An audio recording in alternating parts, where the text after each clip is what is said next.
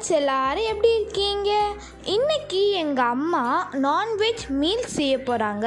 சரி வாங்க எங்கள் அம்மா எப்படி செய்கிறாங்க பார்க்கலாம். இன்றைக்கி வந்து தேங்காய் பால் ரசம் பண்ண போகிறோம். நான் ஒரு தேங்காவை நல்ல பால் எடுத்து வச்சுருக்கேன். இது தனியாக எடுத்து வச்சுக்கோங்க. அடுத்தது புளி வந்து ஒரு சின்ன எலுமிச்சம் சைஸ்க்கு எடுத்து நான் ஊற வச்சு வச்சுருக்கேன். அப்புறம் ஒரு தக்காளி வேணும். இதுக்கு தக்காளியை நல்லா கட் பண்ணிவிட்டு அரைச்சிட்டு வந்துடலாம். இப்போ இதுக்கு வந்து நம்ம கொஞ்சம் மிளகு ஜீரகம்லாம் தட்டிக்கலாம். நிறையெல்லாம் மிளகு போட வேணாம், ஒரு 1/2 ஸ்பூன் போட்டுக்கோங்க மிளகு, 1/2 ஸ்பூன் ஜீரகம் போட்டுக்கோங்க. இது நல்லா இடிச்சிக்கலாம். ஒரு 5-6 பல் பூண்டு போட்டு இதையும் நம்ம தட்டிக்கலாம். இது கூட சும்மா கொஞ்சமாக துவரம்பருப்பு அதையும் போட்டு தட்டிக்கோங்க, நல்லாயிருக்கும் டேஸ்ட்டு ரசத்துக்கு. எல்லாம் ரெடி பண்ணியாச்சு. இப்போ நம்ம வந்து ரசம் வைக்க ரெடி பண்ணலாம். புளியை வந்து நல்லா கரைச்சி எடுத்துக்கிட்டேன். அது கூட இந்த தக்காளியும் போட்டுக்கிறேன். அரைச்சி வச்சுருக்க தக்காளியும் சேர்த்துக்கலாம். இப்போ இந்த ரசத்துக்கு தேவையான அளவுக்கு கொத்தமல்லி கருவேப்பிலை போட்டுக்கோங்க. 1/2 ஸ்பூன் மஞ்சள்தூள் போட்டுக்கலாம். கல் உப்பு போட்டுக்கோங்க. இதிலே இந்த கருவேப்பிலை, கொத்தமல்லி, தக்காளி எல்லாம் சேர்த்து நல்லா மிக்ஸ் பண்ணுங்கள். அப்போ தான் வந்து ரசம் வந்து நல்லா டேஸ்ட்டாக இருக்கும். இப்படி கை வச்சு நீங்கள் மிக்ஸ் பண்ணும்போது ரசம் வந்து நல்ல டேஸ்ட் வரும். அந்த அடுப்பில் வந்து சாதம் வெந்துட்டுருக்கு. இப்போ வந்து நம்ம ரசம் தாளிக்க போகிறோம். ஒரு 2 ஸ்பூன் அளவுக்கு நம்ம எண்ணெய் போட்டுக்கலாம். 4 காஞ்ச மிளகாய் இருக்குது, சும்மா லைட்டாக கிள்ளி போட்டிருக்கேன். கொஞ்சமாக கடுகு, கொஞ்சமாக சீரகம், கொஞ்சம் பெருங்காயம், அதுக்கப்புறம் நம்ம இடித்து வச்ச மிளகு சீரகம் எல்லாத்தையும் போட்டுக்கோங்க.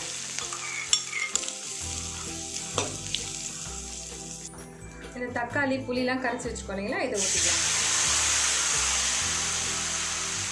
இது கூட கொஞ்சமாக தண்ணி ஊற்றிக்கிறேங்க. இது நல்லா கொதிச்சு இந்த தக்காளி புளிலாம் அது கொஞ்சம் நல்லா வெந்ததுக்கப்புறம் தான் தேங்காய் பால் போடணும். சாதம் வெந்துருச்சு, நம்ம வடிச்சிடலாம். இது வந்து நல்லா 5 மினிட்ஸ் நல்லா கொதிச்சிருச்சு. இப்போ நம்ம தேங்காய் பால் போட்டுக்கலாம்.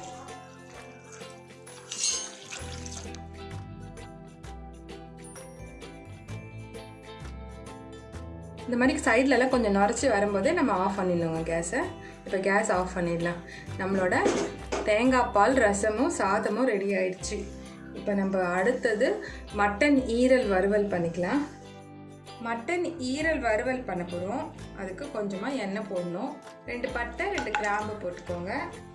பெரிய வெங்காயம் 1 கட் பண்ணியிருக்கேன், அதையும் நம்ம போட்டுக்கலாம்.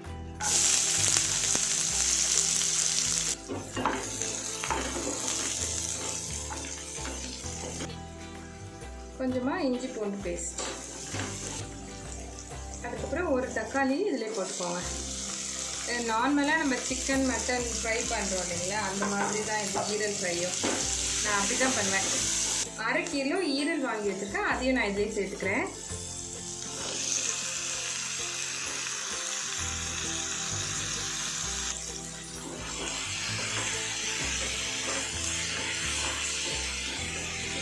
நம்ம டெய்லி சிக்கன்லாம் செய்கிறத விட இந்த மாதிரி ஒரு நாளைக்கு டிஃப்ரெண்ட்டாக செஞ்சு கொடுங்க. ஈரல் வந்து ஹீமோக்ளோபின் கம்மியாக இருந்தால் ஈரல்லாம் சாப்பிட்டா நல்லதுன்னு சொல்லுவாங்க. அதனால் இன்றைக்கி நான் வந்து ஈரல் வாங்கி சமைக்கிறேன். இப்போ இது கூட வந்து நம்ம மிளகாத்தூள்லாம் போட்டுக்கலாம். 1/2 ஸ்பூன் மிளகாத்தூள், இது வந்து தனியாத்தூள் வந்து 1/2 ஸ்பூன், 1 ஸ்பூன் ஃபுல்லாக வந்து குழம்பு மிளகாய்த்தூள், இது கொஞ்சமாக மஞ்சத்தூளும் கொஞ்சம் பெப்பர், கரம் மசாலா வந்து ஒரு 1/2 ஸ்பூன் எடுத்துருக்கேன். இப்போ இதெல்லாம் இதில் சேர்த்துக்கலாம். இப்போ இதுக்கு தேவையான அளவுக்கு உப்பையும் நம்ம சேர்த்துக்கலாம். இப்போ இந்த ஈரெல்லாம் நல்லா வெந்து தண்ணிலாம் நல்லா ட்ரை ஆகட்டும். அது வரைக்கும் இது வெந்துக்கிட்டே இருக்கட்டும். கொஞ்சம் நேரம் நம்ம மூடி வச்சிடலாங்க. இப்போ அதுக்காட்டி நம்ம வந்து மூளை வறுவல் பண்ணிடலாம். மூளை வறுவல் வந்து ஏற்கனவே நான் வந்து இதில் பண்ணியிருக்கேன். அந்த லிங்க் வந்து டிஸ்கிரிப்ஷன் பாக்ஸில் கொடுக்குறேன், அது லிங்க் பார்த்துக்கோங்க. இப்போ நம்ம எப்படி பண்ணுறோன்றதை மட்டும் நான் காமிச்சிடுறேன்.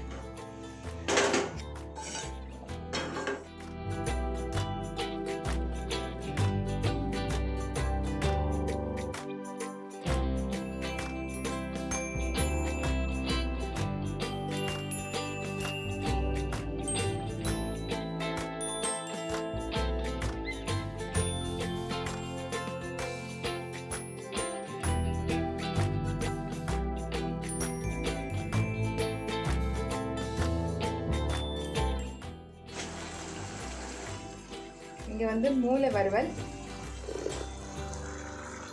இந்த சைடு ஈரல் ஃப்ரை.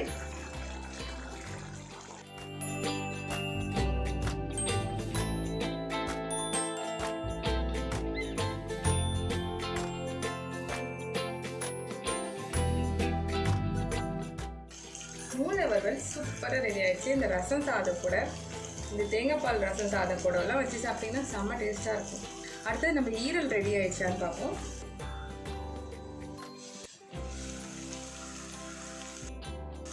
ஈரலும் நல்லா ட்ரை ஆகிடுச்சு. இப்போ கடைசியாக 1 ஸ்பூன் பெருஞ்சீரகத்தூள் போட்டுக்கோங்க. நீங்கள் எல்லா வறுவலுக்குமே இந்த மாதிரி சோம்புத்தூள் போடும்போது நல்ல ஸ்மெல் நல்லாயிருக்கும்.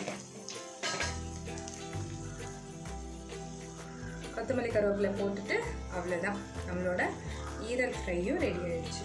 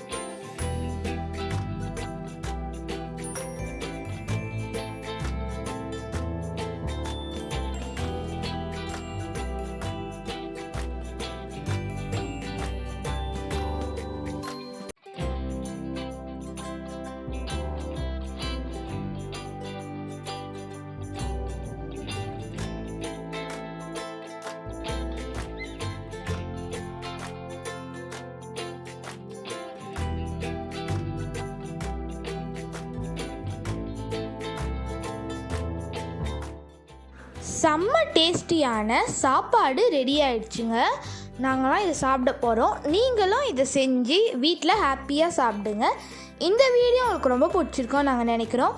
இந்த வீடியோ உங்களுக்கு ரொம்ப பிடிச்சிருந்துன்னா எங்களோட சேனல் FooDualக்கு சப்ஸ்கிரைப் பண்ணுங்கள், லைக் பண்ணுங்கள், ஷேர் பண்ணுங்கள். தேங்க்யூ. பாய் பாய்.